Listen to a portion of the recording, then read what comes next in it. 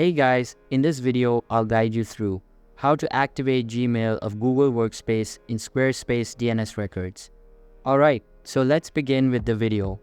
Once you are in the admin section of your Google Workspace, activating Gmail as part of Google Workspace through the Squarespace DNS records offers several advantages.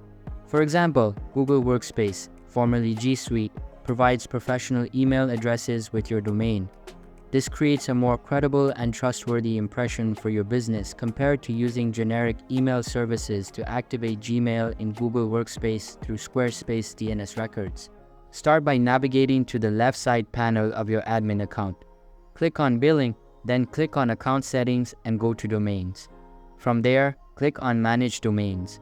If your Gmail is not yet verified since it's already activated in my case, you will see an option for Setup Redirect. Click on this and follow the on-screen instructions.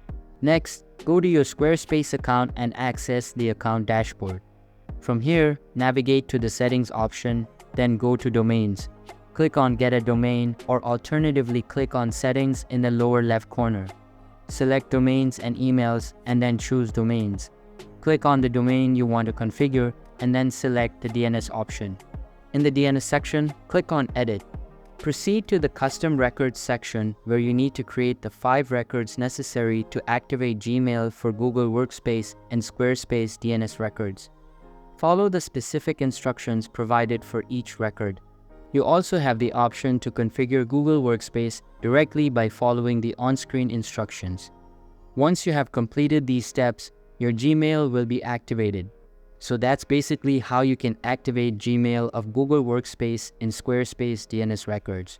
So that's all for this video. If you find it helpful, consider subscribing and giving this big thumbs up. And I'll catch you in the next one. Thanks.